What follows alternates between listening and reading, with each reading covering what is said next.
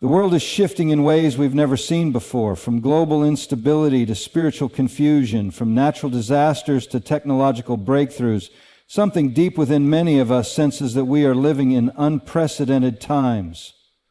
For those who have been watching the signs, praying, and staying grounded in Scripture, it's becoming clear the final piece has just fallen into place. The last rapture sign has appeared, and this is a wake-up call, not only to the unbeliever, but especially to the sleeping church. This isn't about fear-mongering or sensationalism. It's about truth. Biblical prophecy has been unfolding before our very eyes, and God has been merciful in giving us warnings. But now, the warnings have become a reality. This message is not just another reminder, it's the final alarm sounding before the return of Jesus Christ for His people. If ever there was a time to wake up, examine your heart, and get right with God, that time is now. Throughout history, human beings have tried to make sense of the times they're living in. We've built calendars, crafted philosophies, and created models to predict everything from the weather to market trends to geopolitical behavior. But when it comes to understanding the deeper metaphysical rhythms of history, the overarching structure of meaning that guides human destiny, we often neglect the oldest and most consistent source of insight we have, Scripture. The Bible doesn't just offer moral guidance or religious comfort. It presents a detailed prophetic timeline, an architecture of meaning that stretches from the beginning of creation to the end of this age. And if we have the intellectual honesty to look closely, that timeline is nearing its culmination. Now, the idea of a prophetic timeline might sound esoteric or mystical, but it's actually grounded in very observable patterns. In Matthew 24, Luke 21, and the book of Revelation, specific signs are given, not vague or symbolic suggestions, but clear markers that act like mileposts on a road.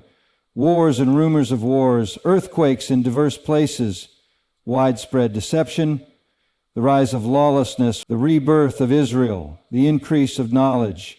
These aren't just poetic metaphors, they're tangible phenomena, and they're happening with increasing frequency and intensity. The line between natural cause and divine signal is thin, but it's not invisible, and anyone paying attention with discernment can feel the convergence. This convergence is critical to understand. A single war, a single moral collapse, a single famine may not say much. But when all these signs begin to intersect, to overlap and escalate, what you're seeing isn't randomness, it's synchronicity. And in biblical terms, that synchronicity is a signal. The prophetic timeline isn't just about individual events, it's about the compound momentum of multiple warnings aligning like gears in a clock. And the clock, I believe, is nearly striking midnight. What's striking is how this timeline doesn't just mirror religious expectation, it reflects psychological reality. Carl Jung spoke of archetypes, patterns embedded in the collective unconscious that manifest in our stories and behaviors. The biblical narrative is full of these archetypes: the flood, the exile, the remnant, the redemption, and the final archetype, the sudden return, the rapture, is meant to awaken something in us. It disrupts our illusion of control. It confronts the ego. It forces a reckoning. In that sense, it's not just a prophetic truth, it's a psychological necessity. It asks each of us, are you awake or are you asleep? We are not simply witnessing chaos, we are witnessing convergence. History is not spiraling into meaninglessness, it is accelerating toward fulfillment. And once you recognize that, you no longer have the luxury of apathy. You cannot unsee what has been revealed. The prophetic timeline isn't a theory to debate, it's a mirror to examine your soul. Time is not as abundant as we think, and when the clock strikes, it won't wait for you to catch up. There comes a point in every narrative, whether mythological, historical, or personal, when the final event occurs that forces a decision. That moment when there's no more ambiguity, no more time to stall, no more room for denial. It's the last sign, the final call, the decisive trigger. And if we're being honest with ourselves, something in the global psyche, something deep and primal, is sensing that we've reached that point. Not just metaphorically, but prophetically, the last sign has appeared. Now that's a bold claim, so let's clarify what's being said. Throughout Scripture, we're told to watch for signs, not out of paranoia, but because spiritual reality is interwoven with physical reality. Prophetic signs are not mystical fortune-telling. They are structural elements embedded in time, guiding human consciousness toward responsibility, judgment, and ultimately redemption. So when I say the last sign, I'm not speaking from a place of mysticism. I'm speaking as someone observing the culmination of historically grounded, biblically informed patterns that point to a singular conclusion. The time of warning is over, and the time of decision has arrived. Think about it this way. When you're driving toward a cliff and you pass a dozen signs warning you to stop, each one is a chance to turn around. But the final sign, that last one, is not just another warning. It's the point of no return. It's the boundary between awareness and consequence.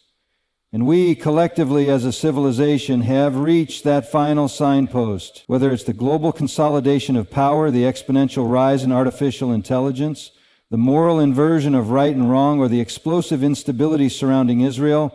The prophetic clock has reached its final sequence. There's a psychological weight to this as well. The longer we ignore the signs, the more we habituate to dysfunction. We begin to normalize chaos. We call confusion progress and numb ourselves with distraction. And in that state, even the clearest of signs can be dismissed as coincidence or conspiracy. But the truth is, the last sign is not subtle, it's disruptive. It demands a response. It cuts through comfort and forces clarity. And clarity is frightening because it strips away your ability to pretend. You either wake up or you don't. Philosophically, we've reached what Kierkegaard might call a moment of existential urgency. The tension between eternity and temporality has reached a crisis point. It's no longer theoretical, it's personal. The illusion that we have endless time to figure things out has dissolved. And that is, in a sense, an act of mercy. Because when there is no more delay, there is no more deception. And where deception ends, truth begins to operate. So here's the bottom line. The last sign has appeared, not to scare you, but to sober you. It is the final whisper before the storm, the final knock at the door before it shuts. And once that door closes, it won't reopen. You don't get to choose the timing of eternity, but you do get to choose your response to it. One of the most sobering aspects of our current moment isn't just what's happening in the world, it's what isn't happening in the church. You'd expect that as the prophetic signs intensify, as global systems shake, and moral foundations erode, believers would be waking up, preparing and warning others. But in many cases, the opposite is true. The church, broadly speaking, is asleep. Not in a literal sense, of course, but in a deeper, more troubling way. Spiritually numb, intellectually distracted, emotionally indifferent. It's a form of existential slumber that mimics consciousness. People going through the motions, saying the right things, attending services, but missing the vital urgency of the hour. This isn't a condemnation, but it is a confrontation, and it needs to be, because the stakes are not minor. We're not discussing abstract theology or academic interpretations here. We're talking about whether or not people are truly prepared for the sudden cataclysmic moment Scripture calls the rapture. And Jesus himself gave a clear parable to describe this condition. The 10 virgins. All of them had lamps. All of them were waiting for the bridegroom, but only 5 were truly ready. The others, though externally religious, had no oil, no fire, no spiritual alertness. And when the moment came, they were locked out. That is not a feel-good story. It's a brutal reality check. And it was given to the church. Now let's look at the psychology of this. When people fall asleep, they don't know it until they wake up. That's the danger. It's not rebellion or outright denial, it's passivity. It's distraction disguised as busyness, and comfort mistaken for peace. And spiritually speaking, that state is deadly, because it means you stop asking hard questions. You stop evaluating your habits. You stop wrestling with conviction. And eventually you stop watching altogether. You settle into what Kierkegaard called the tranquilizing drug of the ordinary. You believe that tomorrow will be like today and that you'll always have time. That assumption is a lie. Philosophically, what we're really dealing with is a failure of responsibility, a refusal to carry the weight of being awake. Because to be awake in this world is to be disturbed. To see clearly is to suffer the burden of action. It forces you to examine yourself, to challenge others, to say unpopular things. And it's far easier psychologically and socially to stay asleep, to be comfortable. But comfort is not the goal. Truth is, the church was never meant to blend in. It was meant to stand out like a city on a hill, like a watchman on the wall. And yet here we are at the edge of history, and many are silent, passive, unaware. That is not just a tragedy, it is a danger. Because when the trumpet sounds, it won't matter how much theology you knew, how many services you attended, or how spiritual you appeared. What will matter is whether you are ready. And you cannot be ready if you're still asleep. Deception is not merely the act of believing a lie, it's far more insidious than that. It's the slow erosion of discernment, the gradual dulling of the moral compass until truth becomes relative and falsehood becomes acceptable, sometimes even celebrated. We're living in a time where deception has not only become normalized, but institutionalized. It's embedded in our media, our educational systems, our entertainment, and increasingly even within religious communities. And that's precisely what makes it so dangerous. Because when deception is everywhere, it no longer feels like deception, it just feels like life. Now, from a biblical perspective, this was not only predicted, it was emphasized. Jesus didn't just warn about wars, famines, or earthquakes. He repeatedly warned about deception. See to it that no one deceives you. That phrase wasn't just an afterthought, it was central. Why? Because deception isn't just external, it's internal, it's psychological. It doesn't just twist facts, it reshapes perception. And once your perception is compromised, your decisions follow suit. This is how entire cultures collapse, not through sudden destruction, but through slow distortion. What's happening right now is a kind of global cognitive dissonance. People are being trained systematically to accept contradictions as truth. We're told that up is down, that evil is good, that confusion is authenticity. We're encouraged to trust experts without question, to silence intuition, and to outsource moral reasoning to the collective. That is not enlightenment.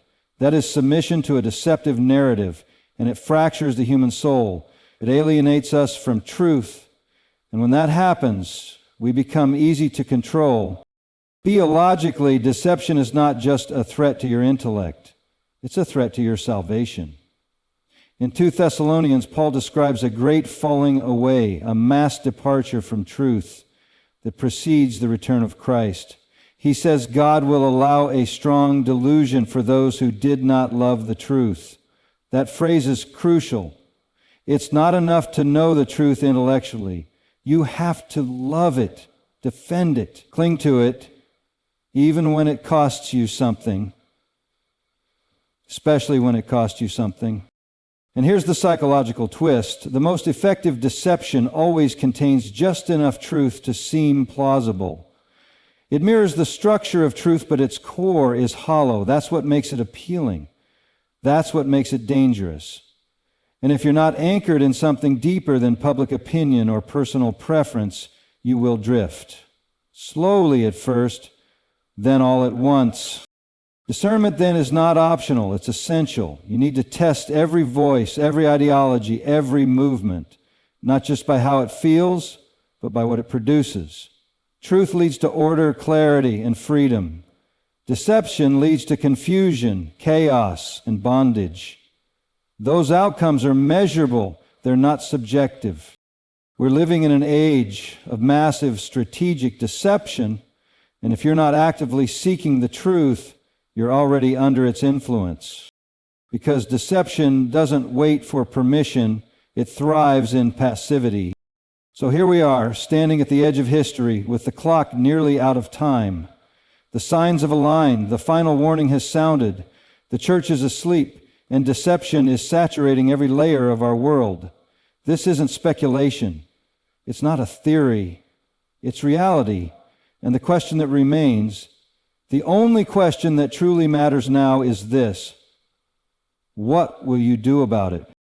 Now, this isn't a call to panic, it's a call to clarity. A wake-up call, not just to observe what's happening around you, but to confront what's happening within you. Are you prepared? Are you truly awake or just spiritually coasting? Have you traded truth for convenience, conviction for comfort? We're not promised tomorrow. We're not even promised the next hour. And the return of Christ won't come with a countdown clock or a second invitation. It will be sudden, final, and only those who are watching, truly watching, will be ready.